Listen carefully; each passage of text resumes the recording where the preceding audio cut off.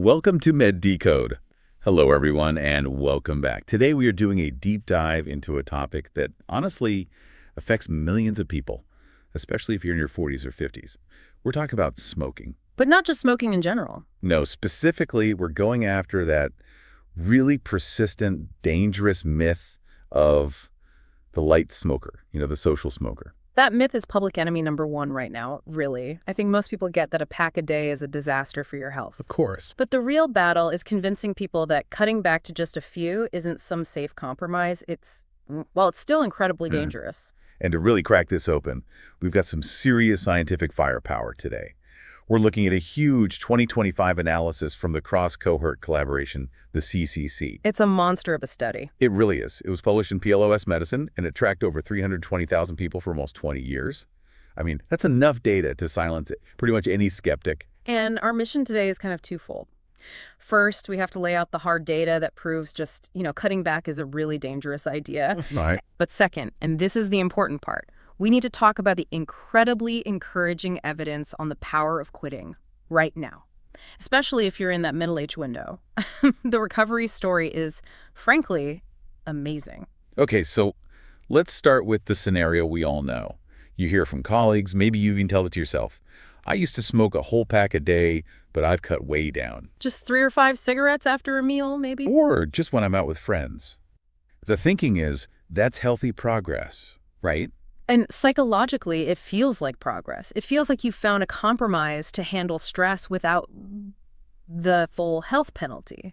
But this new paper doesn't just question that idea. It shatters it. It absolutely shatters it. So what's the non-negotiable, shocking core finding for someone who thinks they're just smoking lightly? Let's say 2 to 5 cigarettes a day. The finding is brutal, but it needs to be said. Compared to people who have never smoked, even these light smokers, just 2 to 5 a day, saw their risk of cardiovascular disease jump by over 50%. 50%. 50. Over 50%. Think about that. Just a handful of cigarettes raises your risk by half. We're talking about a massive, immediate spike in risk. That is just a staggering number. And it really drives home the conclusion of the paper, which is, there's no safe level of smoking, the damage isn't linear? Not at all. Your cardiovascular system is incredibly sensitive to these toxins. The risk just shoots up right at the very beginning of the dose curve. The moment you light that first cigarette, the acute damage to your blood vessels, the inflammation, it starts right then. So let's get into the specifics of that. Why does such a low dose trigger such a high-intensity risk? What are we talking about specifically for that 2 to 5 a day group? We're talking about immediate circulatory damage. For that light smoking group, the risk of heart failure, that's when your heart just can't pump blood effectively, it shot up by 57%. Wow. And here's the statistic that should really sober anyone up who thinks they're managing their habit. They saw a 60% increase in all-cause mortality. Meaning death from any cause. From anything. It's a system-wide toxic effect.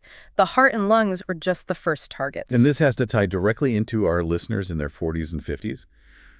We already know that our arterial elasticity, it naturally starts to decline as we get older. Exactly. You're already dealing with maybe slightly higher blood pressure or cholesterol starting to creep up. So you're just adding fuel to a fire that's already starting to smolder.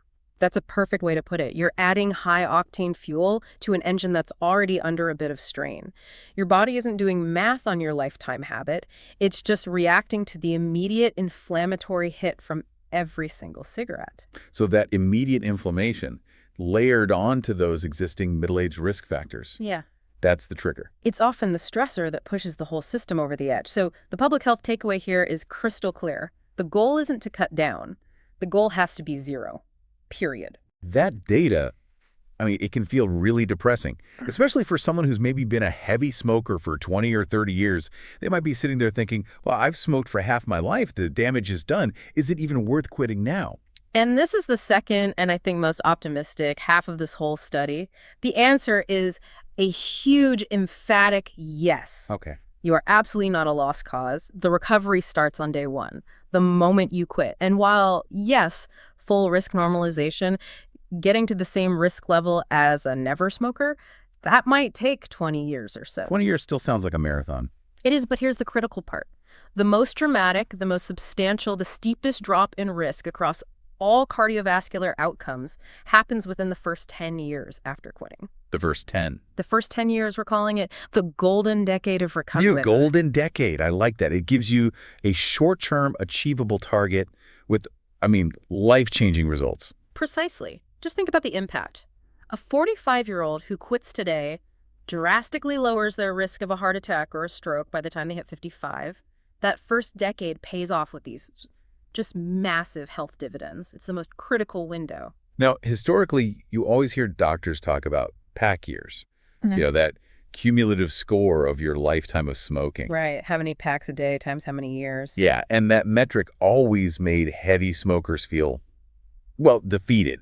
Like the damage was just too high to ever overcome.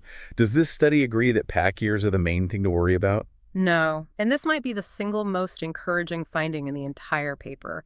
The study found that how long you have quit, your cessation duration, is far more important for lowering your current risk than how much you used to smoke. Wait, say that again? So your future behavior matters more than your past mistakes. That is exactly right.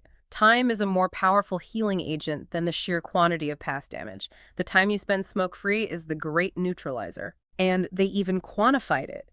Get this. Quitting just 5 years earlier may be enough to offset a huge chunk of the risk from a long, heavy smoking history. So if you're 40 or 50 right now, you have the power right now to essentially wipe out decades of cumulative damage just by committing to quit today. If that doesn't motivate you, I don't know what will. Okay, let's pivot to something this study found that's a bit more concerning, but really crucial.